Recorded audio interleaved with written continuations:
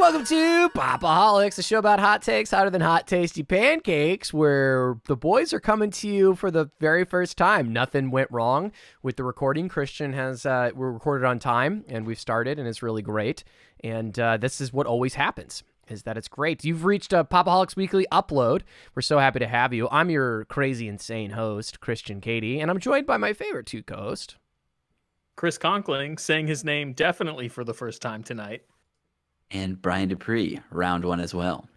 And as you know, I'm the master of transitioning all the layers, so there's nothing jacked up that you're going to see in that, Chris. So this is a weekly upload, and what do we talk about in our weekly upload? Well, we talk about the latest news. Brian's going to bring us some news, and that's for our YouTube watchers as well as podcast download listeners. And then just for our podcast listeners, we have the what we've been consuming in our community feedback section. So if you want to get the whole show, you subscribe down below for the audio version, and you'll get all those tasty treats. But let's delay no further. We got a lot to get into as far as news topics. We've got, oh my goodness, new Kids in the Hall announced and finally being delivered. Warner Brothers Discovery, what's going on there? Seth Rogen, Ninja Turtles, do say more. We've got Loki coming up, as well as some video game news with Ratchet and Clank, which Christian is surprisingly excited about, which we'll dive into. And then for the What We've Been Consuming, Bo Burnham special, which we all watched together in person. My goodness, the boys got back together. What a treat. The boys are back in town. Brian saw his boys for the first time since the pandemic started. You know what I mean. My boys. The boys, the family. That's our main topic episode. It's Fast and Furious. Catch it. And you saw, Brian, keeping us in up to date, keeping us legit. You saw A Quiet Place Part 2 and Cruella, which everybody wants to listen to. That's the latest stuff. So thank you for making this podcast legitimate. But let's delay no further. Already been enough delays today. Thanks, Chris and Brian. So let's jump into Brian's terrible Wacky News Corner. Welcome back, fellow Pop-O-Holics. Hopping right in, Christian mentioned a new season of Kids in the Hall for Amazon that has finally started filming after an announcement that came over a year ago at this point that I believe we did talk about on the show. So Kids in the Hall is a sketch comedy show that ended 25 years ago at this point. I was relatively unfamiliar with Kids in the Hall at this point. I was looking through some of the sketches and really not recognizing anything in prepping for this. But Chris, I know you grew up watching this. What are your feelings on Kids in the Hall coming back? I am super excited for the show to come back. Yes, the Kids in the Hall are a little bit older now. I made the joke that they should probably be called geriatrics in the hall at this point, but that is said out of love and respect for all of these comedians. Kids in the Hall was one of those shows like SNL that I got to watch a lot in syndication when Comedy Central bought the rights to them when we were younger in the 90s.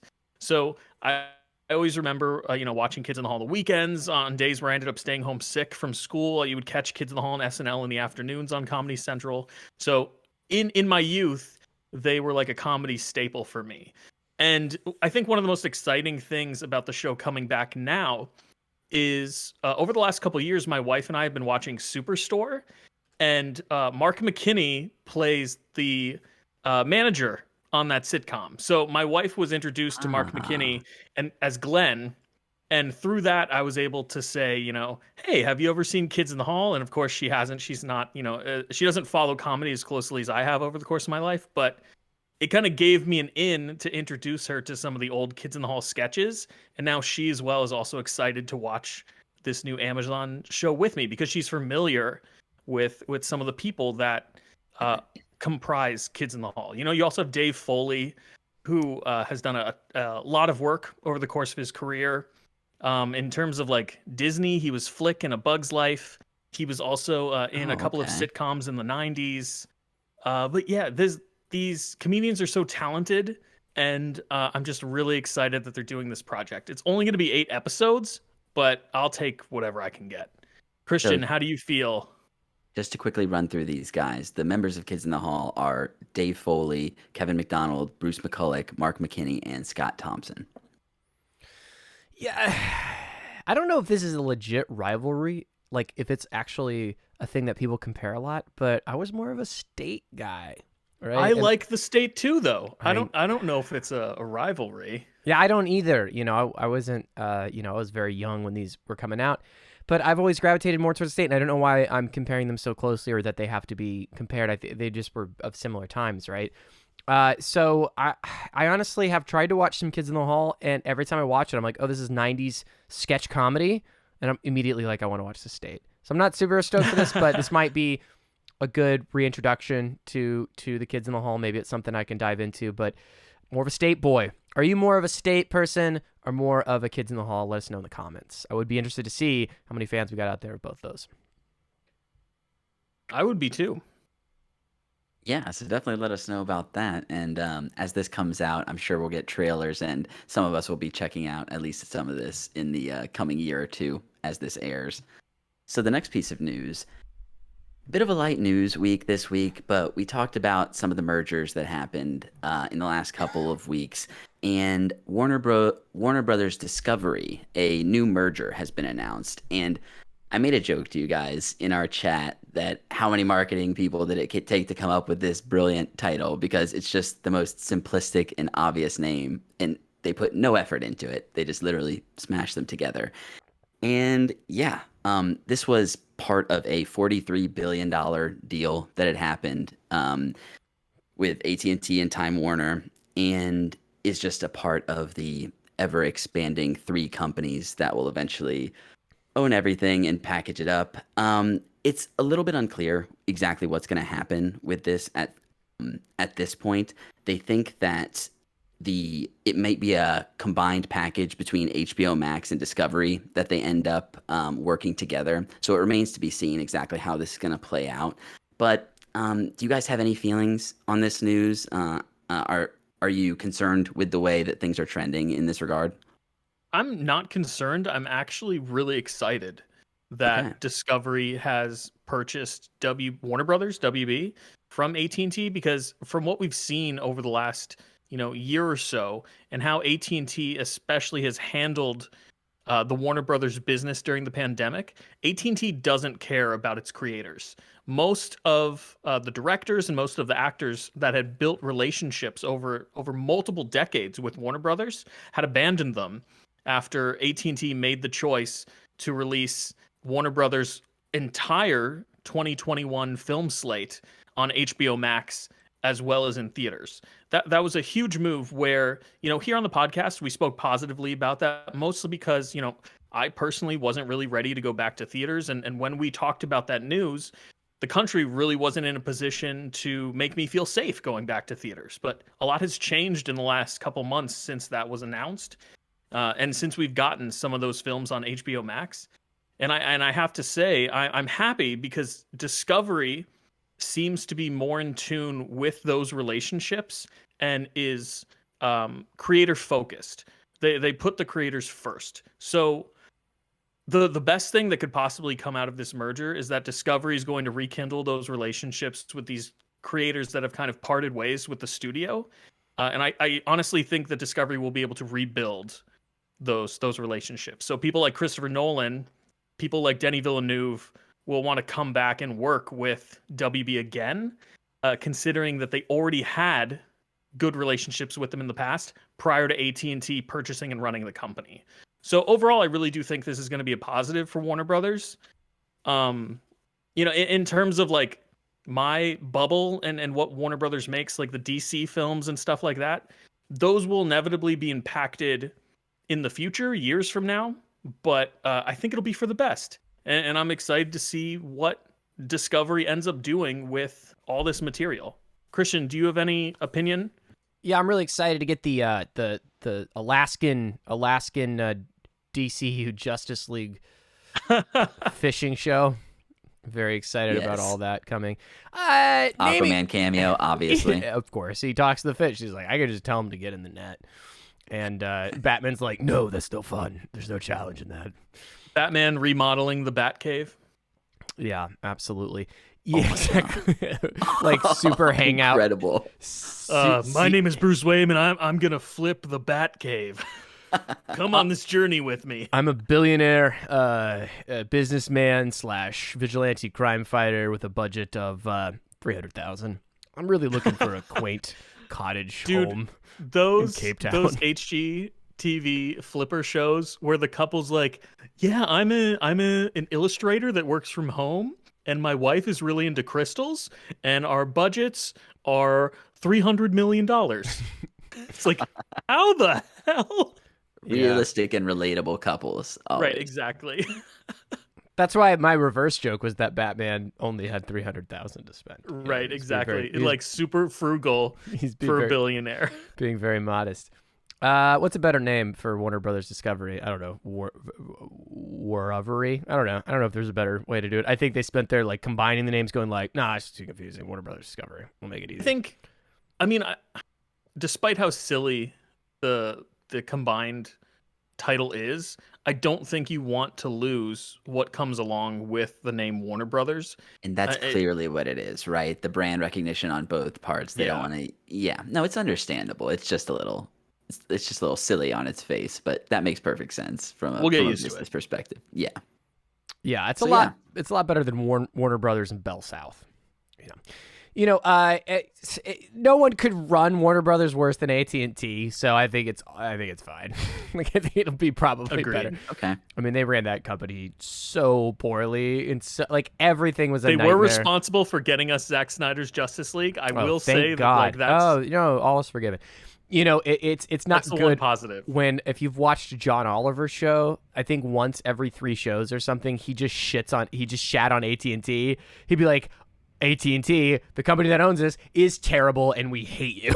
Like every single Oh my gosh. Yeah, it was a super funny gag, but it probably stems from how poorly that company managed all of its assets.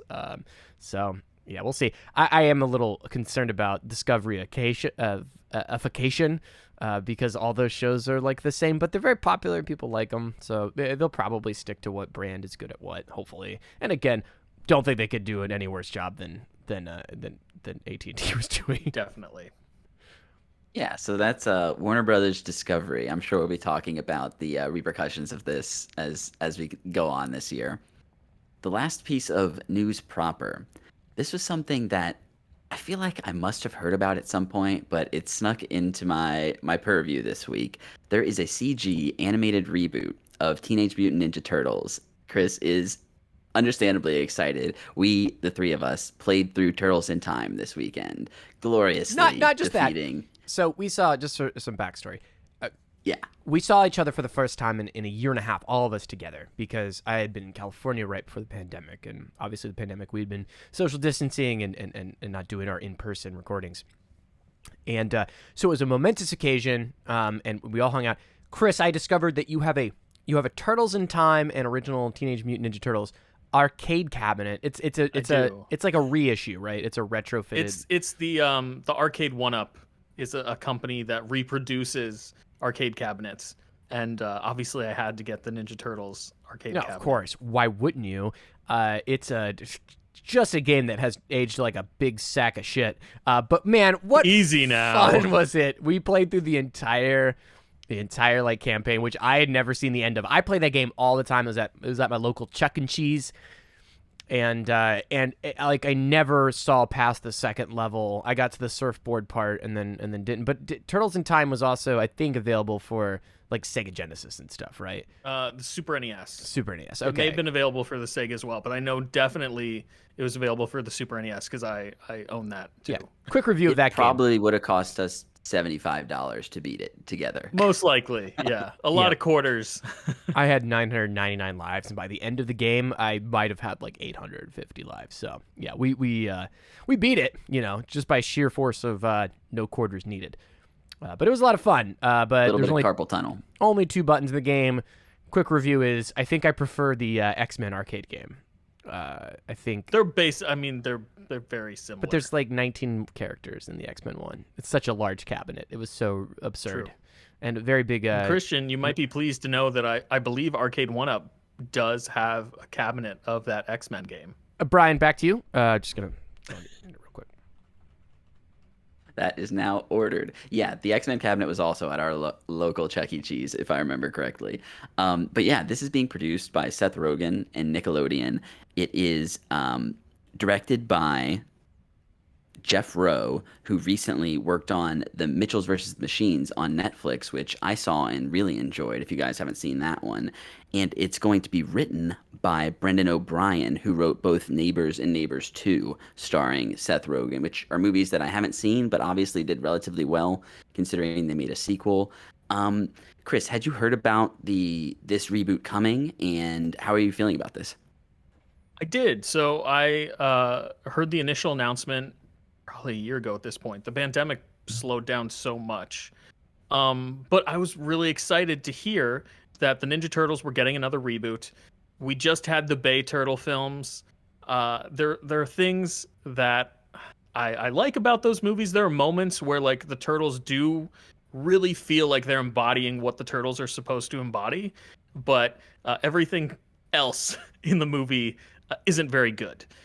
But the last CG turtle film we got in 2007, TMNT, was a good movie. I feel like that was probably the last solid turtle flick we got in the cinemas. So the fact that they're going back to CG, it's a better medium for the turtles to reside in, I think, at this point in time, unless you're going to go with more traditional looks for them in live action. Mm-hmm. But yeah, this sounds super interesting. Seth Rogen has mentioned a little bit about like what they're going for in the film. He said they're definitely leaning more toward the teenage part of the Teenage Mutant Ninja Turtles, which I really like. That's kind of a character trait of the brothers that is sometimes lost in at least with the turtles on film. They kind of forget that they're supposed to be kids. You know, they're like 13 to 16 years old. And what I really love about this announcement that the movie's coming out on August 11th of 2023 is that Seth Rogen also posted a picture of what looks like Leonardo taking notes in science class. And if you read a lot of the stuff that he's written on the page, it does feel very much like he's a teenager. You know, he's a little scatterbrained. He's kind of, it looks like he is contemplating his role as the leader of the team. There's a little thing that says like apologize to April, so we know that like April is going to be in the movie and he has maybe done something to upset her. But like those are just kind of the things you think about when you're a kid, when you're a teenager. Like you've so much going on. Besides going through puberty, you're trying to do well in school and you're trying to, you know, be suave with girls. And it's just everything seems so dramatic at that time in your life. So I'm excited that they're kind of leaning into that for this new Teenage Mutant Ninja Turtles film. I'm also really excited that it's going to be a little more comedy centric. The Turtles are kind of like Batman, where they've had a lot of different iterations. Sometimes they're more comedy focused, sometimes they're a little grittier. I think everybody has a version of the Turtles, at least who's a fan of this franchise, that they kind of resonate with most. But I think this movie's going to be fun. And yes, we have to wait 2 years for it, but I'm really excited to see what they do with it. If it hasn't been clear, I know I've said this in the past, but I'm a giant Teenage Mutant Ninja Turtles fan, so super stoked. Do you guys have any opinion whatsoever? Here's my opinion. When we were playing Turtles Through Time, there was just generic looking giant mutant alligator, and you're like, that's Sanford, the reptilian guy. He actually interviewed with he met the turtles in season 3 of the 4th, and I was like, these are the generic, the stupidest, lamest looking bad guys I've ever seen in my life, and you are obsessed with it, and I love you for it. You know a lot about it. I'm super stoked that you're stoked. You know, there's been some cool Ninja Turtle stuff. I actually really like that one 3D movie that came out. So, you know, Seth Rogen involved. It's, you know, it's interesting. It could be really neat. I also, you know, I found this machine and it's like $800. And then there's this other machine with like 5,000 arcade games, like Golden Tee, Marvel vs. Capcom, 4 players, and it's like $3,700. And now I have to forget that I saw that. So thanks for putting that in my head, Chris. I'll do some digging. I don't know if you're looking at the right products. We'll figure it out. I don't care. I'm not paying $400 or $800 for one dumb X-Men game.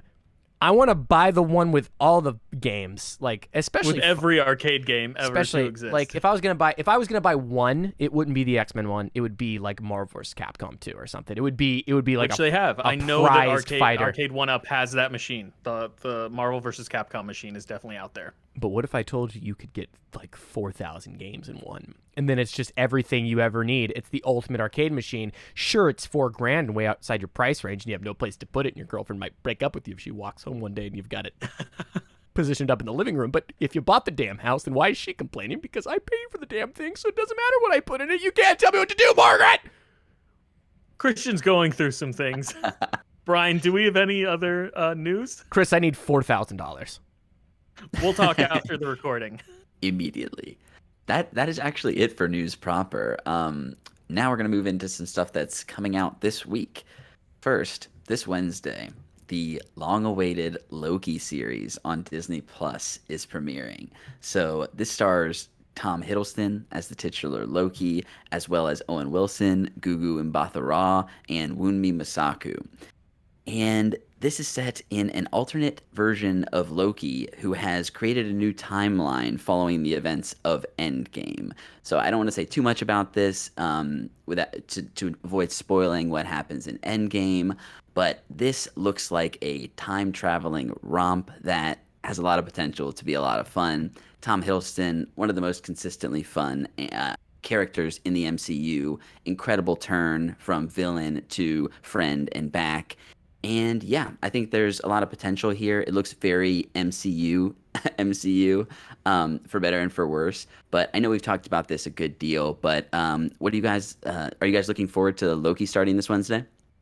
Oh yeah, definitely. And we've talked about this in the past, but I'm excited that it's airing on Wednesdays instead of Fridays. That's going to be a lot of fun. It'll be a nice midweek treat, to watch Loki on Wednesdays. But yeah, as Brian said, we're so close. I really don't want to spoil anything, but I think it's going to be a really fun and different show for the MCU. And who better than Tom Hiddleston to lead us in some of these weird, timey-wimey, cosmic directions.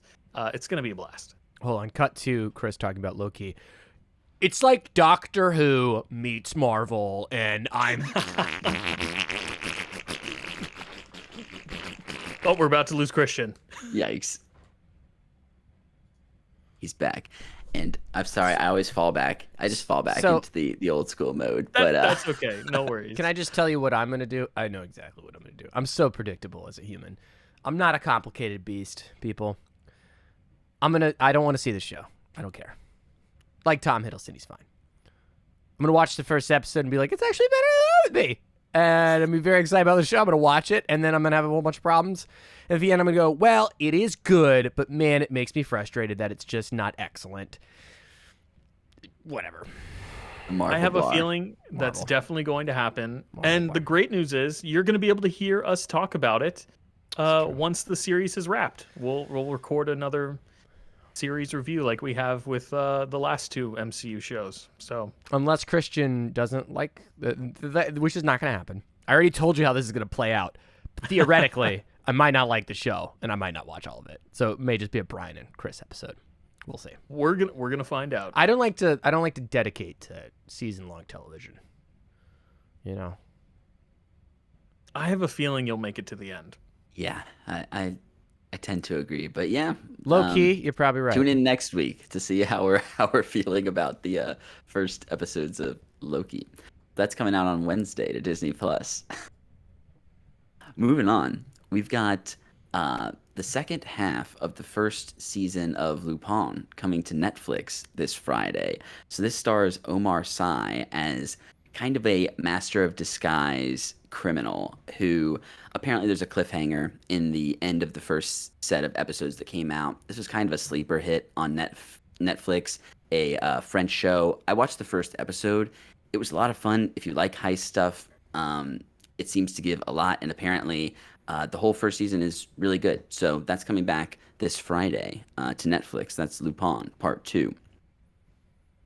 Video games. Christian had mentioned that Ratchet and Clank, it's called Rift Apart, and this is apparently the 16th installment in the Ratchet and Clank series, which I had no idea there were this many games in this series. What?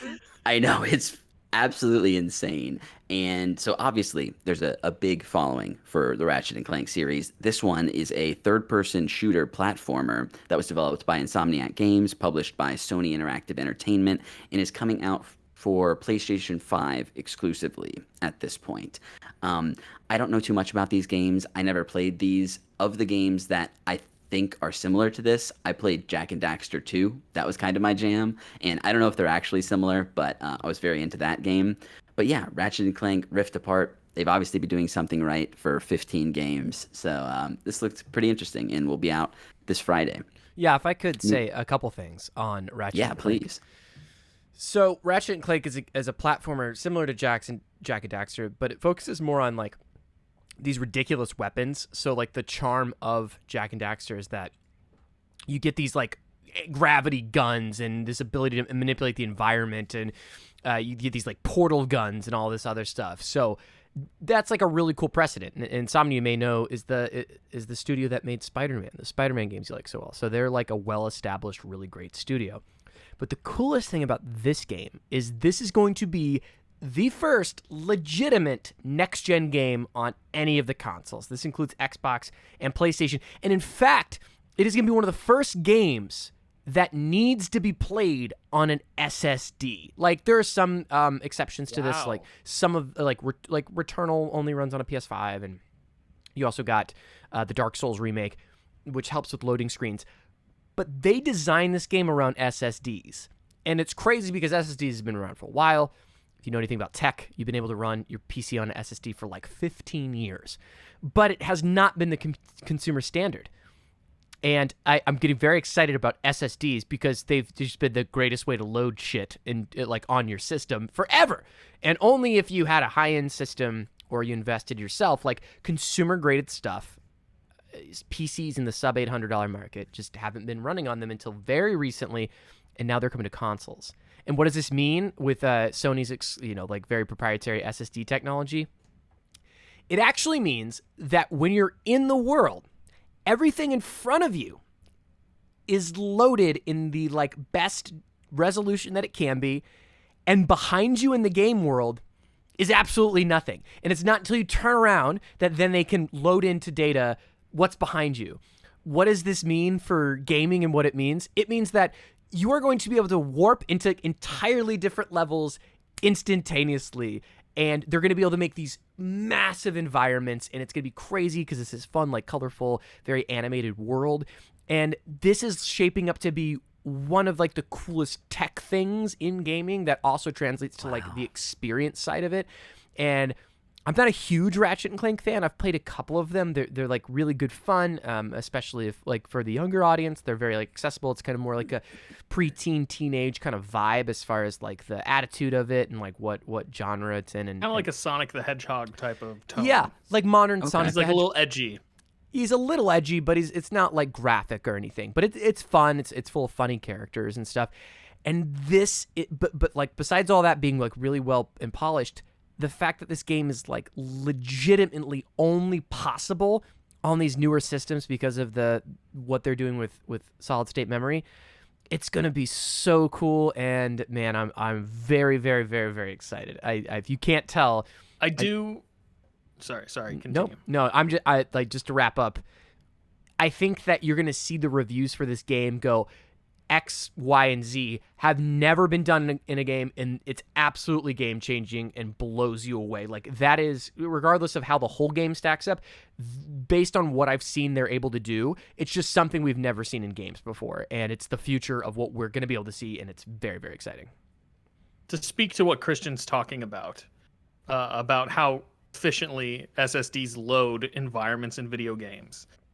They actually use this Ratchet and Clank game. Sony used this Ratchet and Clank game as a means to show the power of the PlayStation 5 before its release. I'm sure Christian has seen the gameplay for this game, but like there was a gameplay sequence where they're like warping through multiple environments seamlessly. And in the past, this would have been something that would have had to be broken up by load screens. Or a cutscene, non-interactive cutscene. Right, or cutscene. Something that would have distracted you from having to load the environment. But it really is miraculous. Christian, are you going to be buying and playing this game? You know me, yeah. Okay, great. I initially wasn't planning on getting it, but I'm really excited to hear your opinions about it. I was always more of a Jack and Daxter guy growing up. So in terms of just like the franchise, I was never a big fan of Ratchet and Clank, but I agree with Christian in terms of like what it's going to do for the gaming world. It's super exciting. Just where that studio's at and what it means for technology, I really think that it has the potential to be a very, very important game as far as like where the history of games and where games are. I know that's putting it on a pedestal that it probably doesn't deserve to have that like burden put on it. Like it may not be the best game, but in terms of what it's doing, like you said, yeah, I mean, Brian, you've played Portal before. You know, Portal, where you flash a portal and you're in another Portal 1 and 2 are some of my favorite games of all time. Yeah. Now imagine you combine the thing I was talking about with Titanfall 2, which is kind of revolutionary. They were able to do that on the tech they had, but combine that with Portal, it's like you'll be in a snowy, like a snowy mountain terrain, and you shoot a gun that opens up into a portal into a lava planet, and you jump in and you're immediately in this lava planet, and jump through a portal and you're immediately in a giant city, all seamlessly loaded, all interactable, all like at the same time, and it's just from how they're able to load memory. And you know, that's cool tech on the surface, and I think that's what it's gonna like break ground. But I have confidence that Insomnia is a creative enough studio that they're gonna make that work to like help the story and the gameplay be really fun. So I'm stoked. Super fun. It's gonna be so excited Yeah. that I brought this up. I did not realize how seemingly kind of monumental it was. This is awesome. So well, yeah, that's me putting a Ratchet lot and of hype Clank. behind it. It made it like I may be putting No, a I huge mean- burden on it, but from where I see it and like the perspective of where the industry's at, yeah, it's very exciting stuff. Hey, you've got me excited for it, so I appreciate it. That's Ratchet and Clank Rift Apart. That'll be out for the PlayStation 5 this Friday. Moving on to a couple of movies that are coming out this week. In the Heights is coming to HBO Max and theaters day and date this Friday. So this is directed by John M. Chu from a screenplay by Chiara Alegria Hudes, and it's based on the musical by Lin-Manuel Miranda. So this stars Anthony Ramos, Corey Hawkins, Leslie Grace, Melissa Barrera, Olga Merediz, Daphne Rubin Vega, Gregory Diaz IV, and Jimmy Smits, and follows a New York City bodega owner who saves his money in hopes of a better life. I have not seen this play. I have seen the trailer for this movie, and it looks like the sort of these sorts of trailers, even if I'm not super interested in these movies generally, it's not my favorite sort of movie, musicals. I cannot help but get swept up in musical trailers. The music sounds so good, the beautiful singing, the elaborate choreographed dances. This looks like something that's definitely going to be a worthwhile watch. And coming off of Hamilton, which is highly acclaimed, Lin-Manuel Miranda wrote this prior to Hamilton, but obviously acclaimed on the stage. I'm sure there's going to be some really great stuff here. And from the trailer, it looks like it's going to be a very beautiful movie. So that's In the Heights. That'll be out on HBO Max in theaters this Friday. The other movie that's coming out, which this movie seems like a movie that I would bring up that doesn't have a trailer and never actually is going to come out. But this one, I guarantee you, is a real movie, and it's called The Misfits. So this is directed by Rennie Harlan and written by Robert Henney and Kurt Wimmer. It stars Pierce Brosnan, Rami Jaber, Hermione Corfield, Jamie Chung, Mike D'Angelo, Tim Roth, Nick Cannon, and Kwai Kwandil. I apologize about pronunciation Excuse for me, that. did you say Nick Cannon? That's Nick Cannon is in this movie, yes. Nick Cannon and Tim Roth, and Pierce Brosnan. Pierce Brosnan. What a wacky cast. So it's this, like you're describing a dream. Like just like a random occurrence of things. Like yes, Pierce like a Brosnan fever was dream. there, and then Nick Cannon came in, and he was telling me about like how I need to rewatch the Drumline series, and then Tim Roth, like, and I didn't even like recognize him. It was like Tim Roth from Lie to Me, like older Tim Roth, and I just didn't know. Like Tim Roth, but he had no face and no teeth. What a weird dream. And he was my mom. Like he wasn't my mom, but when I saw him, I knew he was my mom. You know, I don't know. Dreams are. Where are you going? Where are you going? Where are you going? Hey, no, I had another dream I wanted to tell you about. It had Always Ludacris, interesting stories. Dwayne the Rock Johnson, and hey, that's coming on Wednesday. I'm not Calm gonna down. lie, man. Watching this trailer, it had the same tone as the Fast and the Furious movies that we're watching right the now. plot of this movie is a band of modern-day Robin Hoods recruits a renowned thief to help steal millions in gold bars stashed underneath one of the world's most secure prisons in the Middle East. So, yes, this is a heist movie. It's Three Kings. I haven't seen Three Kings, but this movie is clearly very derivative, but it's also like wisecracking Pierce Brosnan not playing James Bond, and I'm kind of 100% here for it. So that's The Misfits. That'll be out this Friday, in theaters only. And that's it for the news this week, guys. Brian, what a great news segment. Very exciting. Pretty tight today, I think. Pretty tight. We did it. Good thing we had that dress rehearsal. YouTube viewers, thank you so much for joining us. If you want to hear the rest of this episode, we're going to be talking about that Bo Burnham special. That's really cool. And you saw Cruella as well as A Quiet Place 2. So we're going to be talking about all that stuff. So subscribe down the pod. We have a link tree to all our social media, as well as where you can find us on your favorite podcast player. Gentlemen, where can people find more of your work on the internet? Viewers, you can find me on Twitter at Chris Conkling, talking about all things nerdy. And you can find me at True Pop-O-Holic. And you can find my band at Midnight Satire, all the socials, as well as your favorite music streaming platform, singer-songwriter, fun stuff on the way. Cool, shameless plug out of the way. Thank you, YouTube watchers. Subscribe to the pod. Smash that bell icon. Content. Smash it. So much content. Do you want content? So much content. Foreshadowing for what we'll be talking about. All right, we'll see ya. And listeners, we're going to roll into what we've been consuming with our quick hits.